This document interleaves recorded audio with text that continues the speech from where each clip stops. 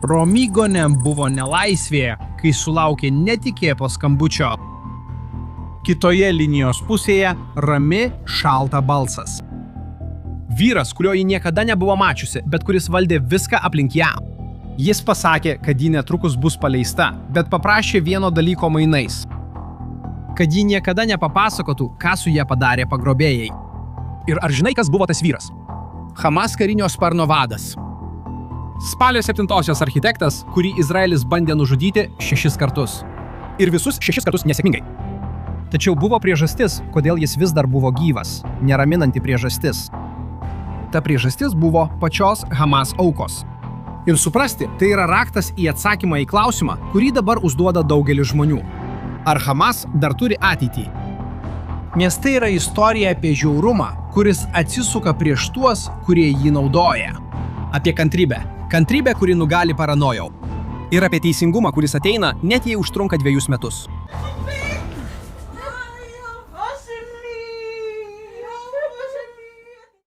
Izas Adinas Al-Hadadas nesislėpė tik pabėgimo maršrutuose. Jis turėjo apsaugą, kurios jokia žvalgybos technologija negalėjo įveikti.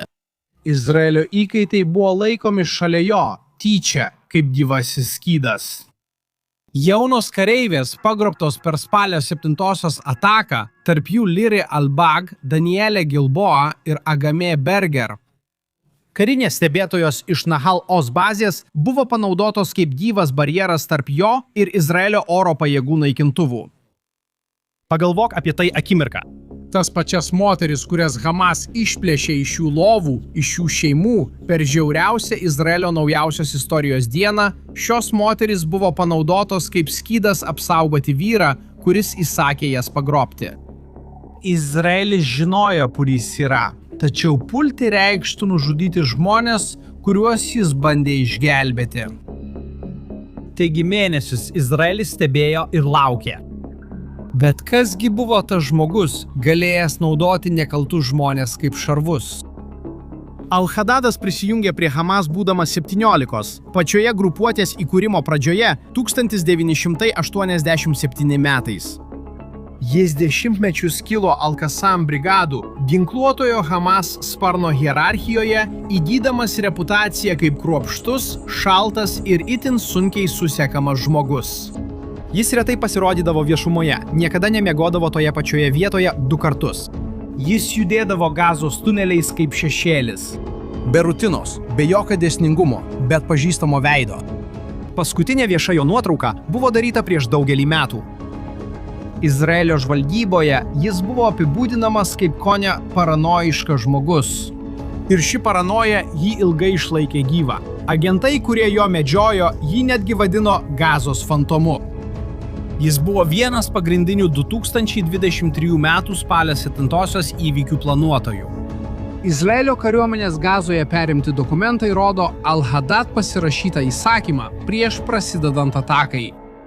Pagrindinis tikslas, kaip nurodyta dokumente, buvo per pirmasias minutes paimti į nelaisvę kuo daugiau karių ir juos nugabenti į Gazą. Masinis pagrobimas nebuvo atsitiktinumas. Tai buvo strategija. Ir Al-Hadadas buvo vienas iš jos architektų. Po žudynių, kai pasaulis stebėjo derybas dėl įkaitų, Al-Hadadas iš vidaus valdė nelaisvės sistemą. Jis žinojo, kas vyksta su įkaitais. Jis kontroliavo, kur jie buvo laikomi ir naudojo juos tam, kad užtikrintų savo paties išlikimą. Izraelis bandė jį pašalinti bent 6 kartus karo metu ir visus 6 kartus jis išsisuko. Kartais jį skiriamos kelios minutės, kartais todėl, kad netoliese buvę įkaitai padarydavo ataką neįmanomą. Tačiau 2025 spalį situacija pasikeitė. JAV tarpininkaujant paskelbus paliaubas ir išlaisvinus paskutinius Izraelio įkaitus, vis dar laikytus nelaisvėje, Al-Hadad skydas dingo. Staiga tarp jo ir Izraelio nebeliko nieko. Vaiduoklis prarado vienintelę tikrą savo apsaugą. Ir nuo tos akimirkos jo laikas pradėjo tiksėti. Shin Betas, Izraelio vidaus žvalgybos tarnyba, kartu su karinė žvalgyba pradėjo jį medžioti realiu laiku.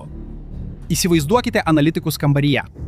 stebint kiekvieną signalą, kiekvieną įtartiną judesį, kiekvieną žmogų įeinantį ar išeinantį iš tam tikrų adresų Gazoje. 10 dienų iš eilės, be pertraukos, laukdami to tikslaus momento, jie žinojo, kad anksčiau ar vėliau jis padarys klaidą.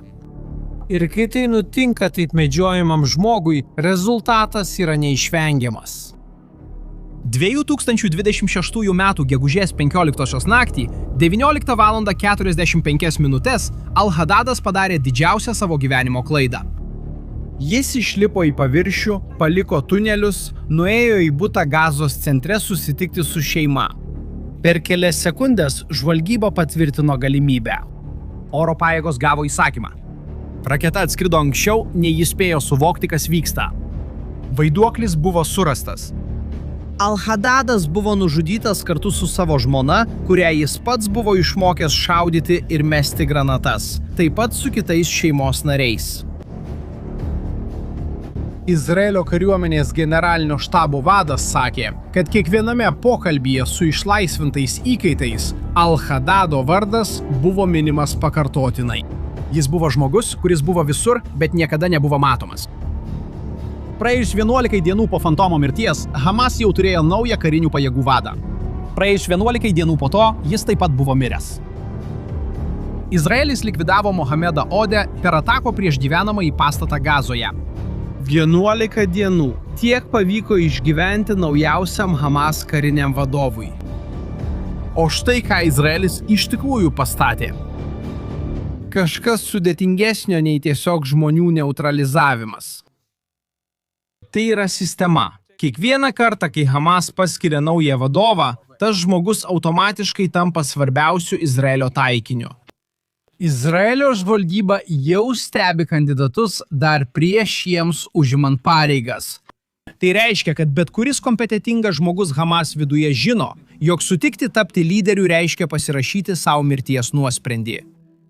Izraelis ne tik likviduoja vadus, jis paverčia pačias pareigas nepageidaujamomis. Jis naikina Hamas gebėjimą turėti vadovybę, ne tik lyderius. Ir tada prieiname prie klausimo, kurį tikriausiai dabar savo užduodate. Ar tai yra Hamas pabaiga? Sąžiningas atsakymas yra ne visai. Hamas jau yra praradęs lyderių anksčiau ir išgyveno. Organizacija buvo sukurta taip, kad veiktų nepriklausomose išsklaidytose ląstelėse, grupėse, kurios veikia net ir be centrinio vadovavimo, būtent tam, kad atlaikytų tokio pobūdžio spaudimą. Tačiau yra esminis skirtumas tarp to, kas vyko anksčiau ir to, kas vyksta dabar. Hamas, kuris suplanavo spalio 7-osios išpuolį, jau nebeegzistuoja. Jahja Sinvaras, atakos architektas, yra miręs. Mohamedas Deifas, istorinis Al-Qassam brigadų vadas, yra miręs. Mohamedas Sinvaras, Jahjos brolis, kuris bandė atkurti grupuotę, yra miręs. Ismailas Hanijehas, politinis vadovas, buvo eliminuotas Irane. Al-Hadadas, paskutinis iš didžiųjų planuotojų, kuris dar buvo Gazoje, yra miręs. O jo įpėdinis vos spėjo perprasti pareigas, kai taip pat buvo eliminuotas. Vienas po kito, visi buvo eliminuoti. Tai, kas liko, nebėra tas Hamas, kurį pasaulis pažinojo. Tai susiskaldžiusi organizacija, neturinti tvirtos lyderystės, be strateginio brandolio, kurį užtruko metus sukurti. Atkurti tai užtrunka laiko. O Izraelis, atrodo, nėra pasirengęs duoti tam laiko. O ką tu manai? Ar manai, kad Hamas sugebės atsistatyti po viso to? Arba gal tai iš tikrųjų yra pabaigos pradžia? Palikite savo nuomonę komentaruose. Labai noriu sužinoti, ką jūs galvojate. Jei šis vaizdo įrašas privertė jūs pažvelgti į šį konfliktą iš kitos perspektyvos, pasidalinkite juos su žmogumi, kuris taip pat turi suprasti, kas vyksta artimuosiuose rytuose. Ir jei dar neužsiprenumeravote kanalo, dabar pats laikas tai padaryti. Iki kito karto.